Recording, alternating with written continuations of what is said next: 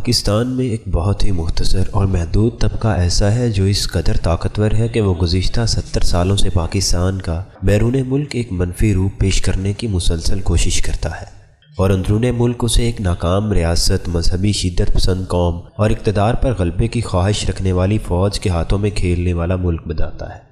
یہ طبقہ گزشتہ 15 سالوں سے میڈیا کی چکا چوند، سوشل میڈیا کے پھیلاؤ اور ان کے ذریعے عالمی ایجنڈے کی تکمیل کی وجہ سے خوفناک حد تک طاقتور ہو چکا ہے۔ اس طبقے کی 3 اہم علامتیں ہیں۔ نمبر 1، یہ پاکستان کی تمام خرابیوں، برائیوں اور ناکامیوں کی وجہ جمہوریت کے عدم تسلسل کو قرار دیتا ہے۔ نمبر 2، یہ جہاں مکمل اسلام، مسلمانوں کی آپس کی فرقہ بندی اور اس کی وجہ سے معاشرتی تقسیم کو اجاگر کرتا ہے اور اس کے نتیجے میں ہونے والے قتل و غارت کے چھوٹے سے واقعے کو بھی برسوں یاد دلاتا رہتا ہے۔ لیکن قوم پرستی کی وجہ سے اگر کراچی خون میں نہلاتا ہے یا بلوچ، پشتون، سندھی اور پنجابی آپس میں لڑتے ہوئے خون کی ندیاں بھی بہا دیں تو وہ انہیں ناراض بھائی کہتا ہے۔ نمبر 3، اسے پاکستان کی یکجہتی اور اتحاد اس قدر تکلیف دیتا ہے کہ اسے اس ملک کا واحد ادارہ جہاں داخلے کے بعد ہر کوئی اپنی نسلی شناخت فراموش کر دیتا ہے اور موت کی آغوش میں جانے تک اپنی بنیادی تنظیم کے ساتھ محبت برقرار رکھتا ہے۔ یہ طبقہ اس فوج کو بدنام کرنے کا کوئی موقع ہاتھ سے نہیں جانے دیتا اور اگر اس کا بس چلے تو یہ گلی گلی اس کے خلاف نفرت کے خاردار پودے لگا دے۔ اس طبقے کے 2 بنیادی ہتھیار ہیں جن کی آڑ لے کر اس نے مملکت خداداد پاکستان کی ترقی کو گہری کھائیوں میں دھکیل دیا ہے۔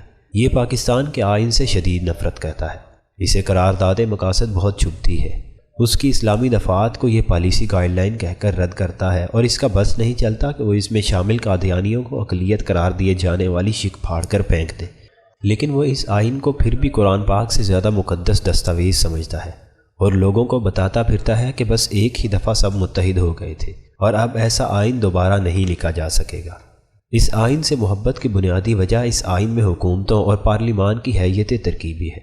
یہ اس حیت ترکیبی کی آڑ میں کھیلتا ہے اور پاکستان کو نفرتوں کا میدان جنگ بنائے رکھتا ہے۔ اس نفرت کی پہلی بنیادی وجہ ملکی حلقہ بندیاں ہیں۔ پاکستان میں اس وقت قومی اسمبلی کے 272 حلقے ہیں جہاں سے افراد براہ راست منتخب ہو کر آتے ہیں۔ یہ ممبران قانون سازی کی اہم ترین ذمہ داری کے لیے چنے جاتے ہیں۔ اگر تو انہوں نے پل بنانے، سڑکیں تعمیر کروانی، سکول یا اسپتال کھولنے ہوتے تو ان کے لیے اپنے حلقے سے انتخاب ضروری ہوتا۔ اہم بات یہ کہ یہ تمام اراکین زیادہ سے زیادہ 15 سے 20% ووٹروں کے نمائندہ ہوتے ہیں، باقی ووٹ تو ان کے مخالفین کو پڑے ہوتے ہیں جن کی اسمبلی میں کوئی نمائندگی نہیں ہوتی۔ دنیا میں 97 جمہوری ممالک ایسے ہیں جہاں ملک بھر میں سیاسی پارٹیوں کو براہ راست ووٹ ڈالے جاتے ہیں اور انہیں ووٹوں کے حساب سے اسمبلی میں سیٹیں ملتی ہیں۔ اس طرح پورے ملک کا ایک ووٹ بھی ایسا نہیں رہتا جس کی اسمبلی میں نمائندگی نہ ہو۔ ایسے ملک میں آسٹریلیا، برازیل، چلی، کولمبیا، ڈنمارک، جرمنی، یونان، Indonesia, Italy, New Zealand, Norway اور اسپین جیسے لاتعداد ملک شامل ہیں۔ لیکن پاکستان میں انگریز کے لگائے گئے حلقہ بندیوں کے اس زہر آلود پودے کی حمایت کی جاتی ہے، اس لیے کہ یہی تو ایک راستہ ہے جس کے ذریعے اس ملک کی اسمبلیوں میں جاہل خاندانوں، برادریوں اور فیملیوں کے ووٹروں والے اور اپنے علاقوں میں دھونس، دھاندلی اور بدمعاشی سے جیتنے والوں کے لیے راستہ ہموار کیا جاتا ہے۔ دنیا کے اکثر جمہوری ملکوں میں متناسب نمائندگی کا جمہوری نظام رائج ہے۔ اگر پاکستان میں کل 5 کروڑ ووٹ ڈالے جاتے ہیں تو جس پارٹی کو جتنے بھی ووٹ ملیں گے وہ اسی حساب سے اپنے اندر سے قابل قانون سازی کے ماہر اور اہل دماغ اسمبلیوں میں بھیج سکے گی۔ یوں کسی پارٹی کو ملنے والا ایک ووٹ بھی ضائع نہیں ہوگا۔ لیکن میرے ملک کا یہ طبقہ گزشتہ 70 سال سے اسی پارلیمانی حلقہ بندی کی وکالت کرتا ہے، کیونکہ اسی کے ذریعے ہی ملک میں نفرت قائم رکھی جا سکتی ہے اور جاہل قیادت کے لیے راستہ ہموار کیا جا سکتا ہے۔ میرے ملک میں اس فرسودہ اور نفرت انگیز حلقہ بندی نظام کی وکالت میں وہ سب وڈیرے، چودھری، خان اور سردار پیش ہیں جنہیں انگریز عوام پر زمینیں، جائیدادیں، سرکاری اعزازات اور نوکریاں دے کر مسلط کر گیا۔ راستہ صرف یہی ہے کہ معاشرے کو تقسیم کرنے والے اس نظام کو ختم کیا جائے اور متناسب نمائندگی کا نظام اپنایا جائے۔ دوسرا راستہ انگریز کی کھینچی ہوئی صوبائی لکیروں کو ختم کرنا ہے۔ ہمیں اس ملک میں آباد نسلی اکائیوں کو احترام دینا چاہیے اور ان کی اس حیثیت کو تسلیم کرنا چاہیے جن کے بارے میں قرآن کہتا ہے، اے لوگو، ہم نے تم سب کو ایک ہی مرد و عورت سے پیدا کیا اور تم میں کنبے اور قبیلے بنا دیے تاکہ تم ایک دوسرے کو پہچانو۔ اس شناخت کو محترم بنانے کے لیے پاکستان میں نسلی اکائیوں کو بلا تعصب اثر نو ترتیب دینا ہوگا اور انگریز کی بنائی گئی 4 صوبوں کی غیر فطری تقسیم کو ختم کر کے پاکستان کے آئین میں نئی اکائیوں کو مرتب کرنا ہوگا۔ بلوچستان میں پشتون، بروہی، مکران کے بلوچ اور بولان سے نیچے سبی، ڈیرہ بگٹی اور نصیر آباد ڈویژن کے بلوچ علیحدہ اکائیاں ہیں۔ اسی طرح پنجاب میں سرائکی، بہاولپور کے ریاستی، وسطی پنجاب کے پنجابی، پوٹوہار کے پوٹوہاری اور جھنگ اور ملحقہ علاقوں کے جانگلی الگ الگ اکائیاں ہیں۔ خیبر پختونخوا میں ہزارہ کے علاقے کے ہند کو بولنے والے، مردان، چار سدہ اور پشاور کے خالص پشتو بولنے والے، ریاست سوات والے اور اسی طرح قبائلی علاقہ جات کے لوگ جن کی پشتو ان خالص پشتو بولنے والوں کے سروں سے گزر جاتی ہے۔